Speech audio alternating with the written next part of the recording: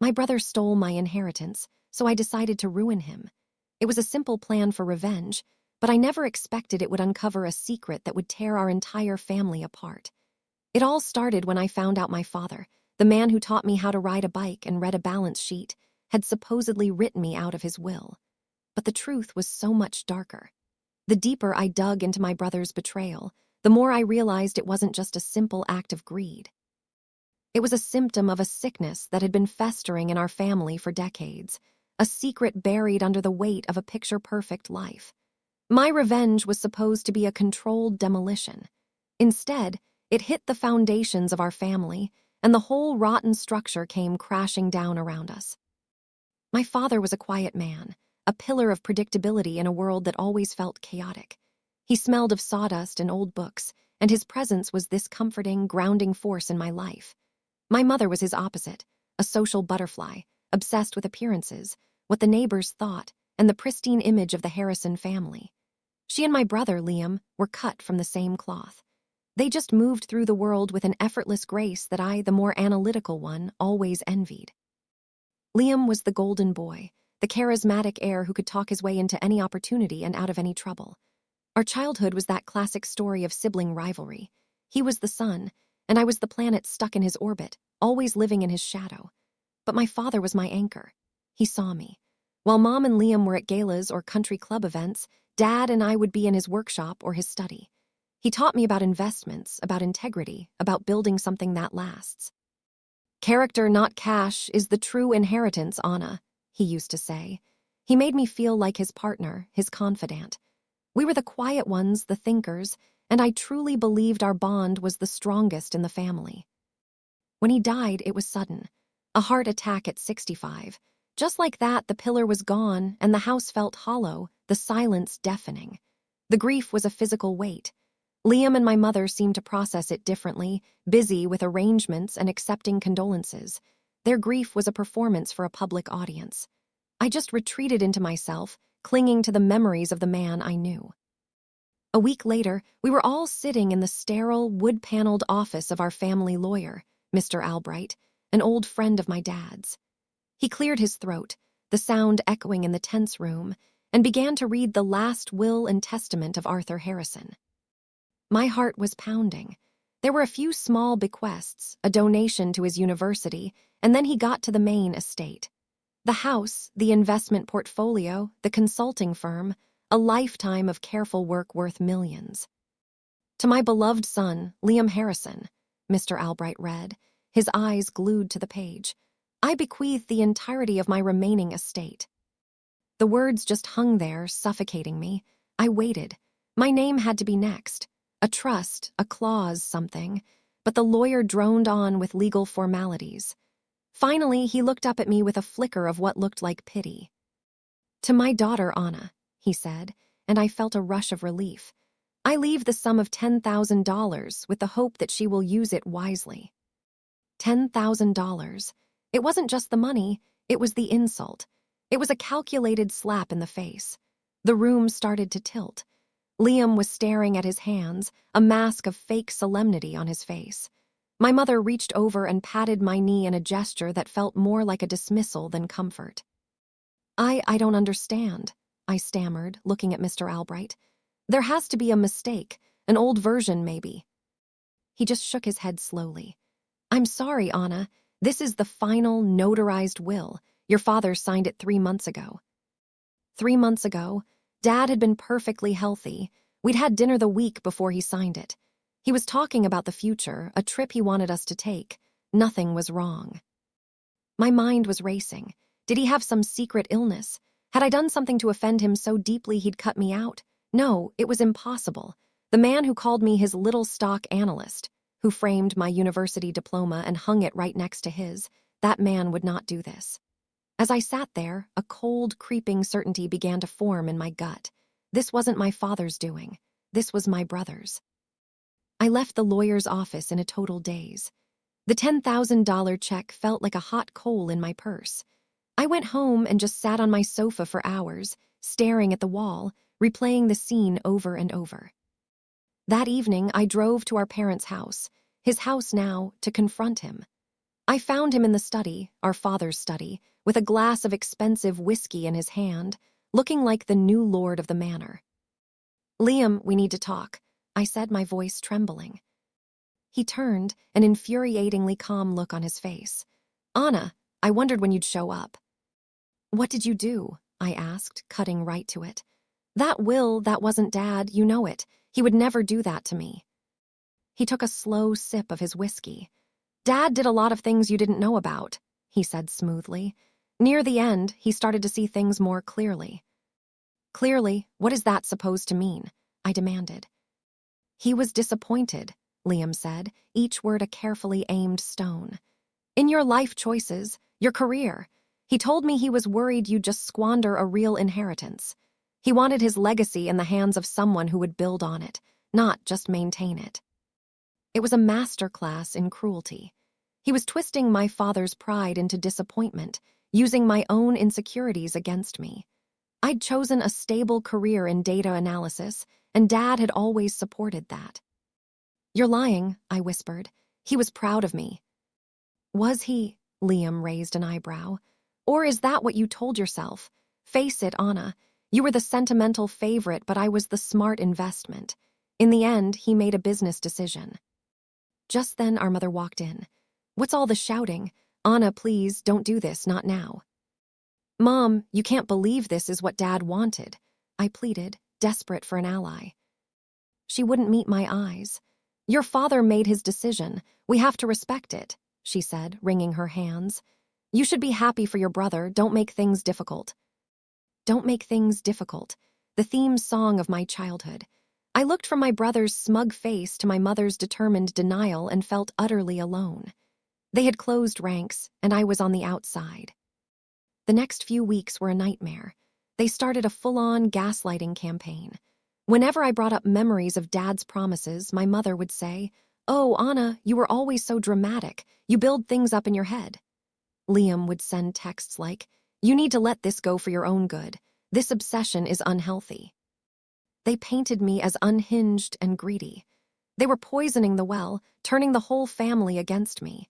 Every conversation left me questioning my own memories, my own sanity. Was I making it all up? The self-doubt was eating me alive. But as it ate away at my grief, it left something colder and harder in its place. The image of Liam in our father's study, sipping that whiskey, started to fuel my resolve. They thought I was weak. They thought I would break. That was their first and most critical mistake. The turning point came on a rainy afternoon 2 months later. I was clearing out some old boxes when I found it, a small, leather-bound journal filled with my father's neat handwriting. It wasn't a diary, more a collection of his thoughts. And near the back, I found an entry dated about a year ago. It was a letter to me. "My dearest Anna," it began. "If you are reading this, it likely means I am gone. You are my greatest pride. Not just for your accomplishments, but for your character. You have an integrity that shines, a quiet strength that your mother and brother often overlook. When it comes time to divide the estate, I've instructed Albright to ensure you and Liam are treated as true equals. Anything else would be a betrayal of everything I believe in. My legacy is in both of my children." I read it 3 times, tears blurring the ink. This was it. This was my father's real voice, cutting through all the lies. The self-doubt vanished, replaced by a cold, hard certainty. Liam hadn't just stolen the money, he had desecrated our father's memory. That's when I knew I couldn't just let it go. This was no longer about getting my share of the money. That was a lost cause. This was about justice. It was about tearing down the man who had torn down our father's last wishes. My goal was simple. I was going to ruin him. My career in data analysis, the very thing Liam mocked, was about to become my greatest weapon. I was an expert at finding patterns in chaos. My small apartment became a war room.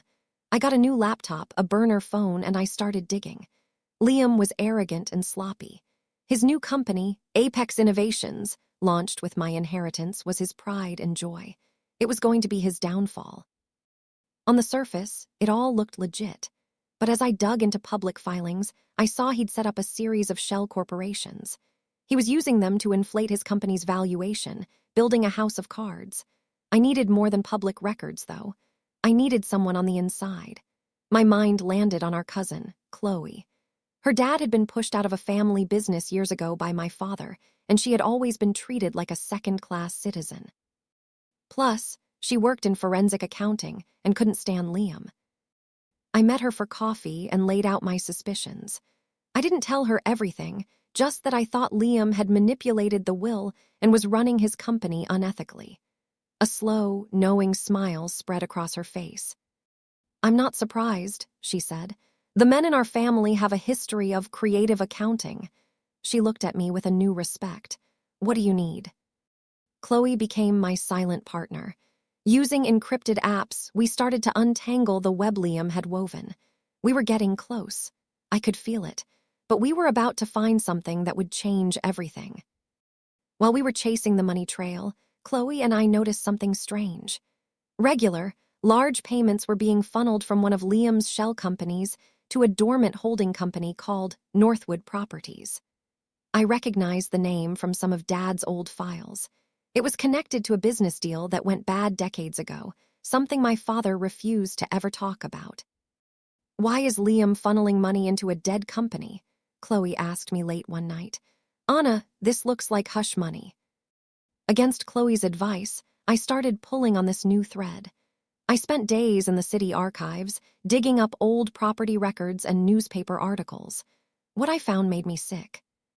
30 years ago, Northwood Properties, co-owned by my father and his brother-in-law, my uncle David, was involved in a huge land development project.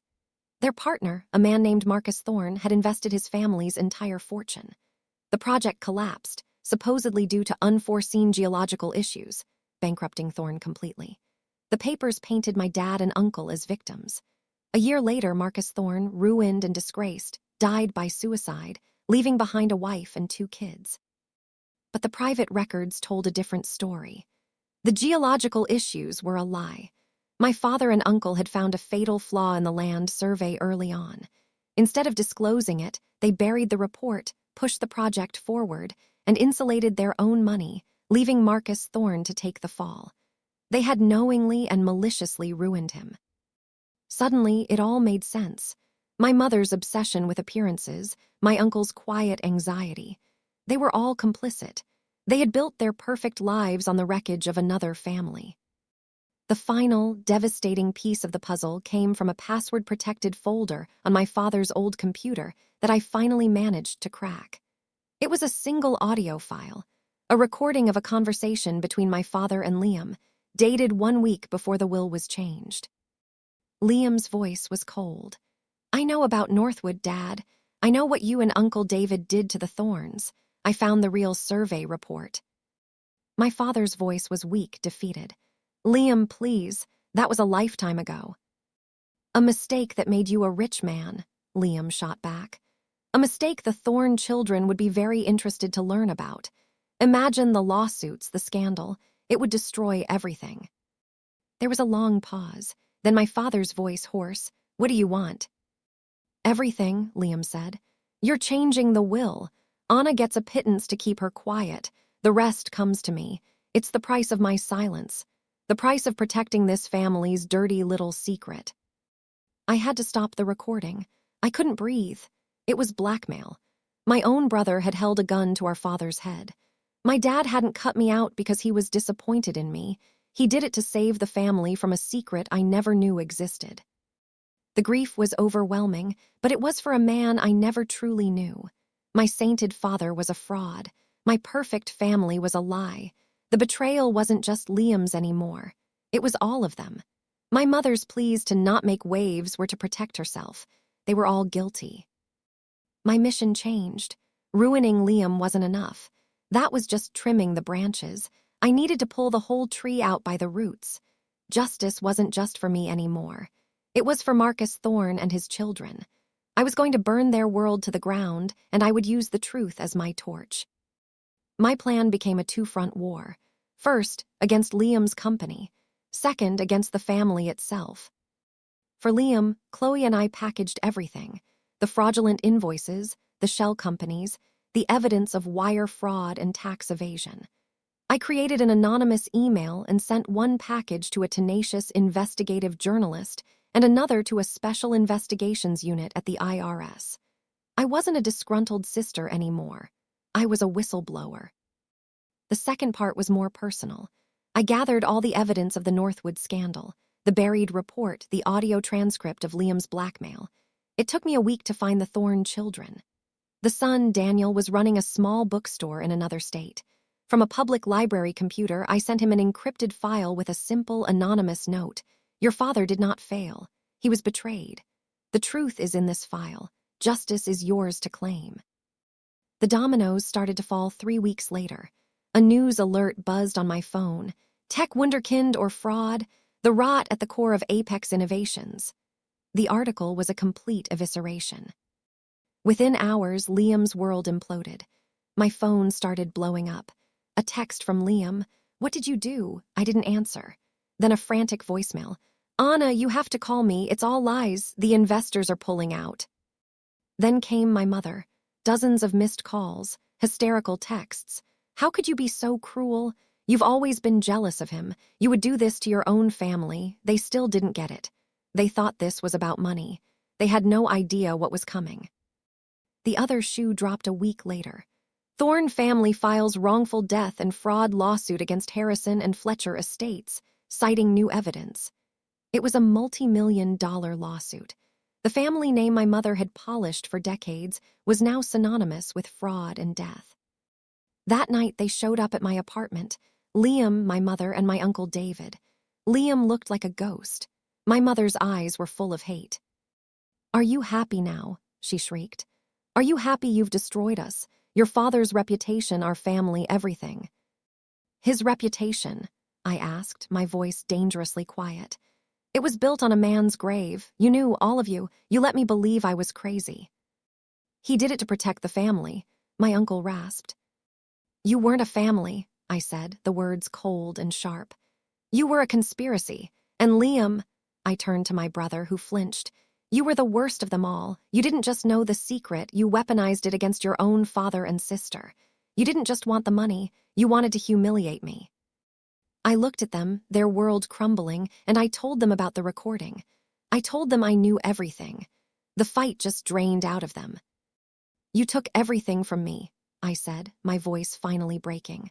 My father, my memory of him, my inheritance, my place in this family. All I did was show everyone the truth. You destroyed yourselves. Now get out of my home. They left without another word. As I closed the door, I didn't feel triumph, just empty. The war was over, and I was the only one left standing. It's been over a year. The fallout was total. Liam declared bankruptcy and is now awaiting trial on fraud charges. My mother and uncle settled with the Thorne family for an amount that wiped out almost the entire estate. The big house is sold. My mother lives in a small condo. I haven't spoken to any of them since that night.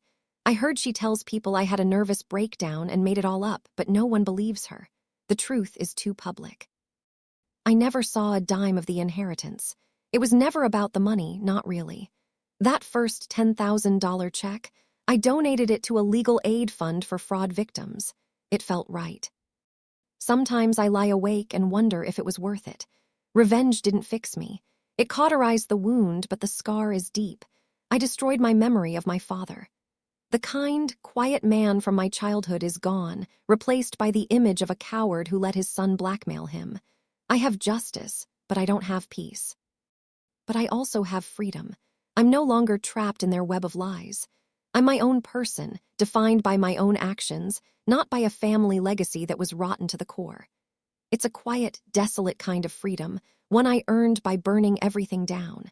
And as I stand here in the quiet aftermath, I'm finally ready to build something new from the ashes, something that's all mine. The truth can be a destructive force, but sometimes it's the only thing that can set you free. If you want to hear more stories about justice and consequences, make sure to subscribe. I'm curious. Let me know in the comments what you would have done in my situation. Thanks for listening.